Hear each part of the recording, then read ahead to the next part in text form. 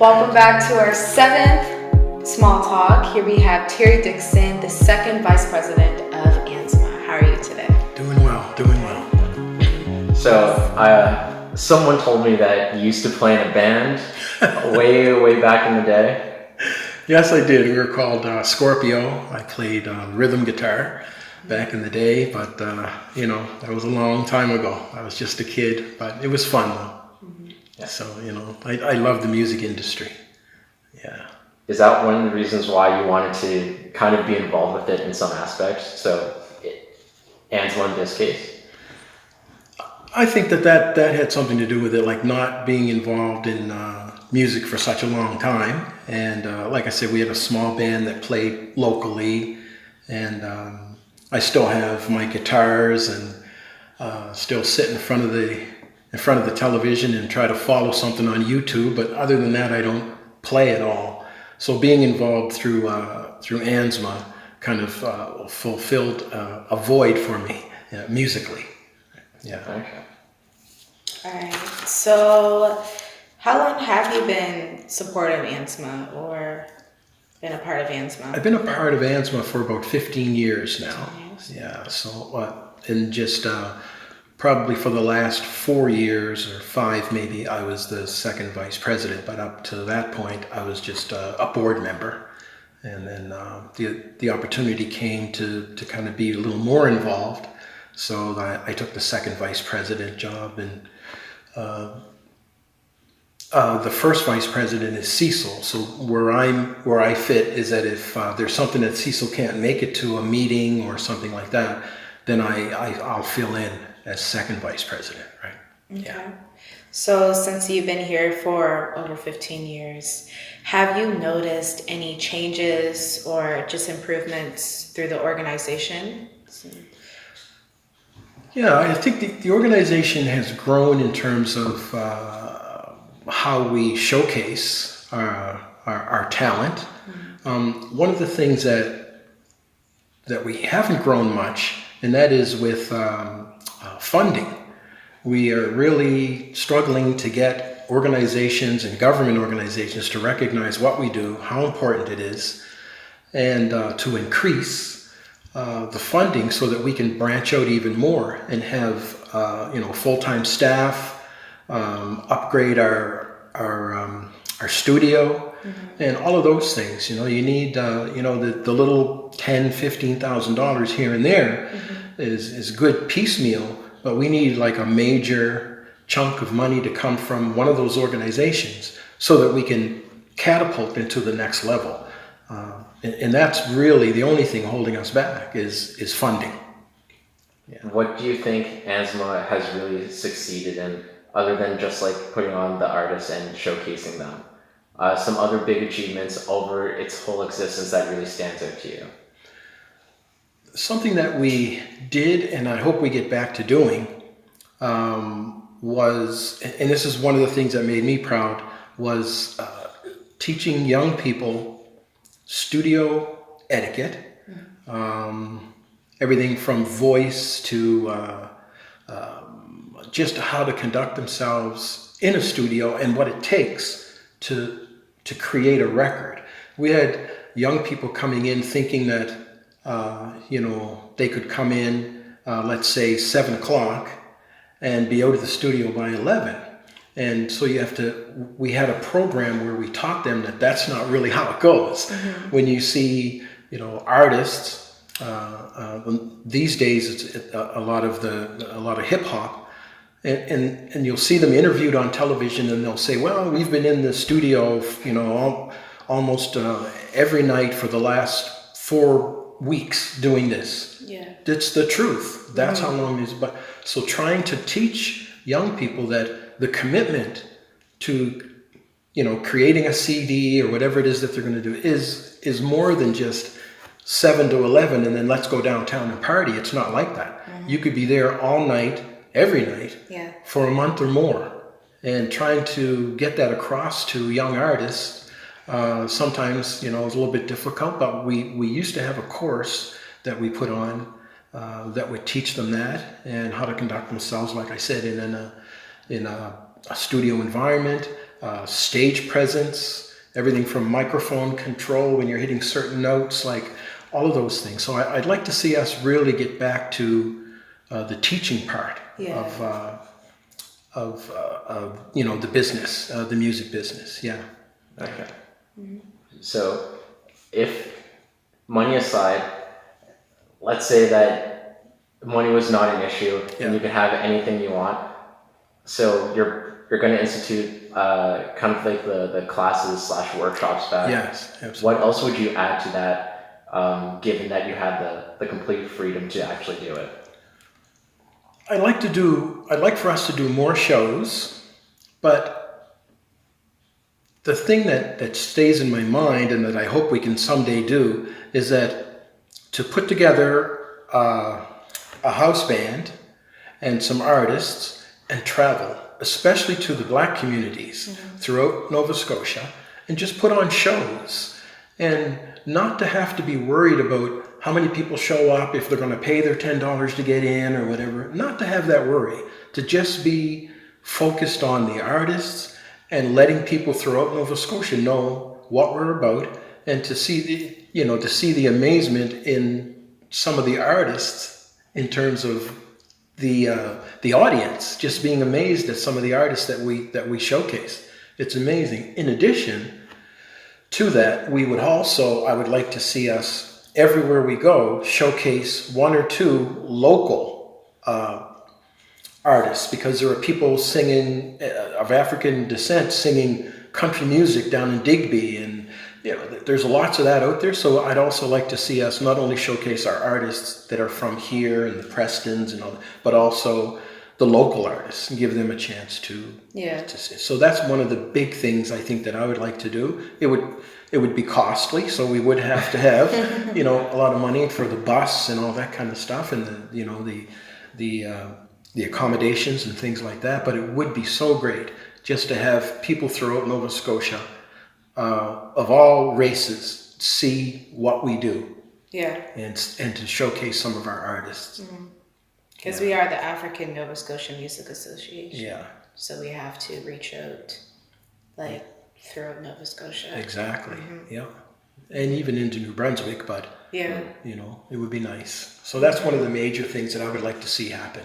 That would be really interesting to see, almost like not just an ANSMA Nova Scotia tour, but a Canada-wide tour of ANSMA, where you take these artists just from Nova Scotia and you take them along, and you still showcase local artists to wherever you go.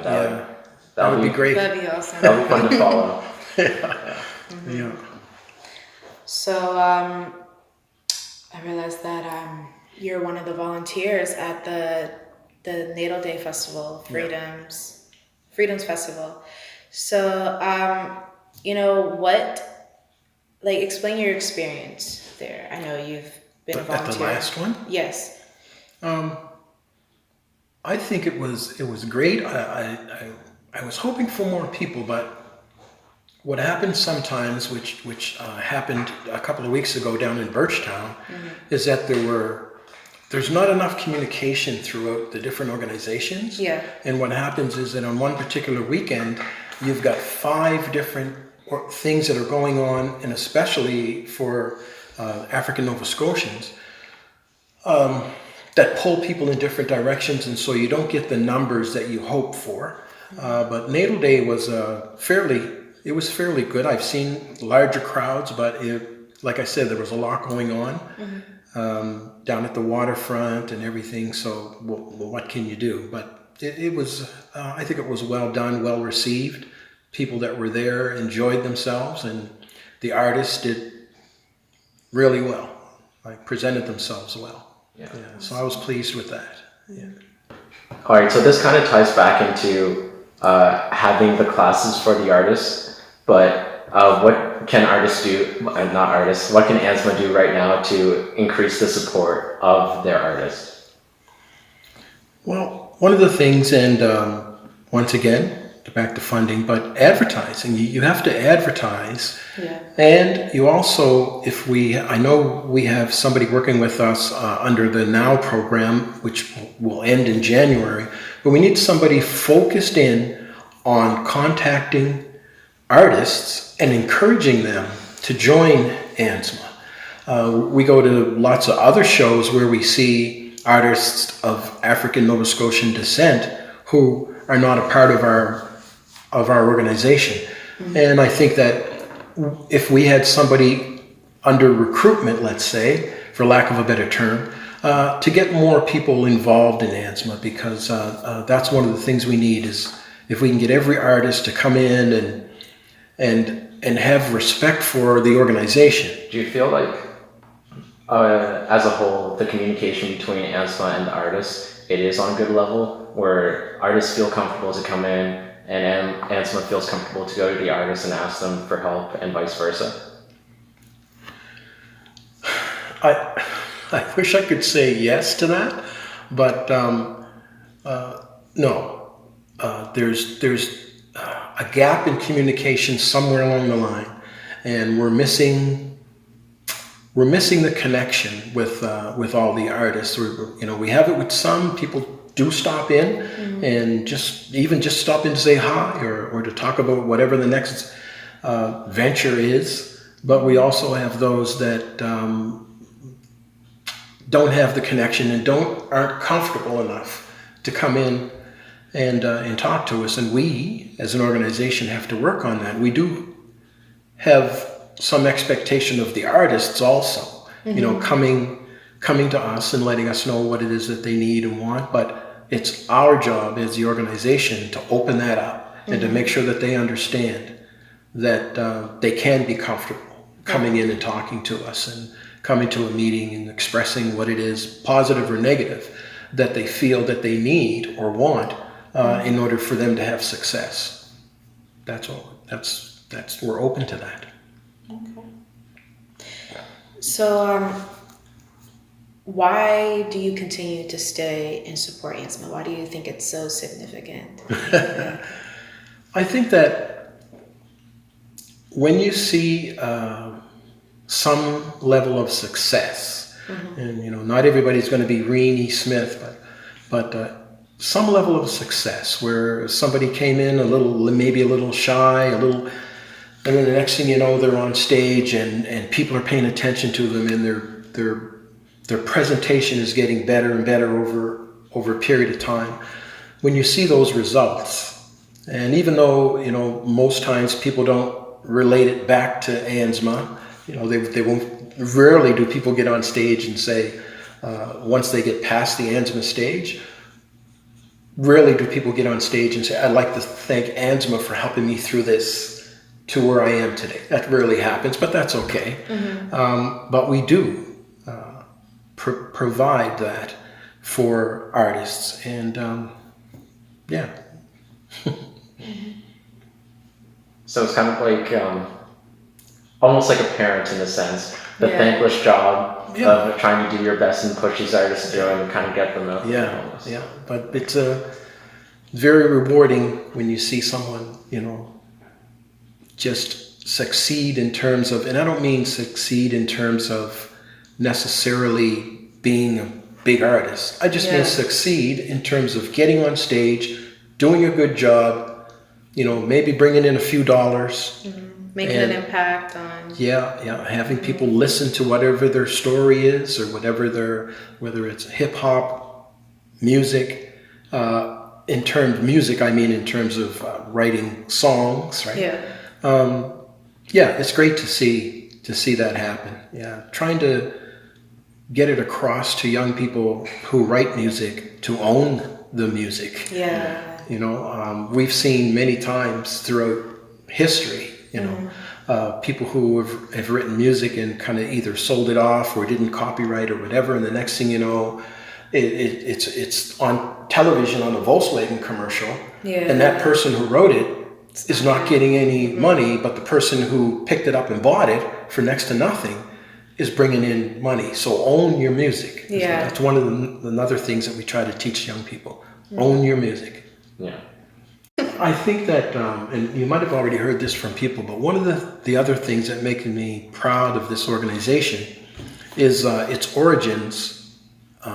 In my understanding is that East Coast Music Awards throughout years, even when they were televised, didn't have anything for urban. They didn't have a category.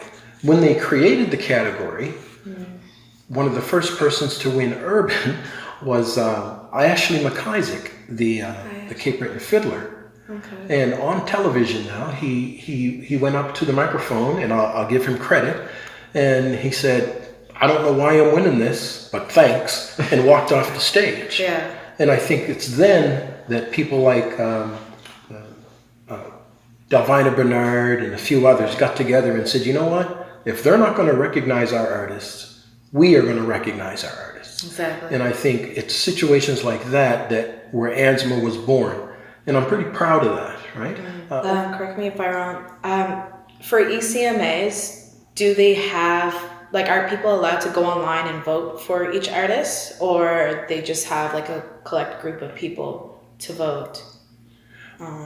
I don't think it's an online. I think it's they get a certain amount of judges, and the judges decide who wins and who doesn't. I think ANSMA, we do the same thing. Okay. That's how it's chosen. It's not by voting. It's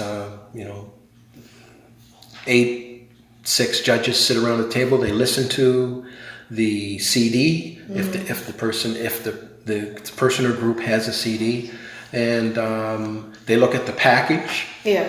Right, the professionalism of the package. If it's something that's shoddily done, then you'll be marked lower for that. So all of those things, all of those factors, what have you done during the year, right? In terms of performances and what have you done to promote yourself, all of those factors come in when it's time to judge the winner of any particular category. And I think it's the same for ECMAs. Okay. Would you ever add another category where maybe just call it like the popular vote or whatever, where people can vote for an artist that they really enjoyed seeing, that you're hearing music from them? I think that would be a great idea. Yeah. I think it would. I think that anytime you can have, I guess, for lack of a better term, the public involved in voting on an artist, and that's why the People's Choice Awards and things like that, they're more respected than the Oscars. Yeah. Right? Because the people chose these organizations, these people, these actors or whatever, the people chose them. And I think that you get a lot more respect in terms of your reward than a small group of people deciding. Right? So having the public involved, if we were to come up with something like that, would be great. Because the public is the one listening to the music. Yeah. And so wouldn't it be better to just have the people have a say? Yeah. And just to add to that a little bit, if you don't mind, I have had conversations with hip hop artists, and I know that with ANSMA, it's very important that everything we present is family oriented and no expletives. But I think that for me, the time is coming for us to branch out. Yeah. And I think that if we, because I've talked to quite a few artists who feel pigeonholed in terms of, I can't express myself, I can't use the words that I would normally use in my rap because I'm on an ANSMA stage. But I think that probably one of the things that ANSMA should think about is having a hip-hop stage. Yeah. Yes. Whereas we know that the kids aren't going to be there. We know that the older grandparents who don't like that kind of stuff aren't going to be there. But we're still going to provide you with an opportunity to say what it is that you want to say without being restricted. Yeah. So I think that's one of the things that ANSMA should really think about, is having a separate event where hip hop artists can just be unrestricted. Yeah. And say what they want to say, and still have the ANSMA name attached to it, right? Yeah. But like I said, in a situation where 19 and over, and it's advertised of that, you know, it's going to be wide open, in terms, you know, so you don't have, you know, the grandparents there being offended. Yeah. They know before they get there that this is what this is about, right? So I think we should look into that, really. I think that's my own personal feeling, is that ANSMA should think about branching out a little bit. Yeah, because I know that there are some organizations that do put on like local rap shows here in the area, and a partnership with them would be really good, because especially with ANSMA's demographic, where it's not so much that crowd, you can still promote the artists by kind of sending them over and making the right connections for them with people who are involved with managing those venues, and then you can get something going there. Sure. That would be really good. Yeah. Because I went to an event at the Marquee in Halifax, and there were so many different hip hop artists, like white and black, mostly black, and I was saying, like, how come these people aren't a part of ANSMA? Yeah. You know, and do they know about it, or do they know if they're allowed to be in here because of their content? So that is definitely something to talk about. Yeah. Really, it's amazing. Absolutely. Yeah. So let's finish on a little bit of a more brighter note. Sure. Yeah. What is your favorite ANSMA moment? It could be an event or anything. Your favorite moment that you'll always remember. Wow. Okay, I might have to think about that one for a minute.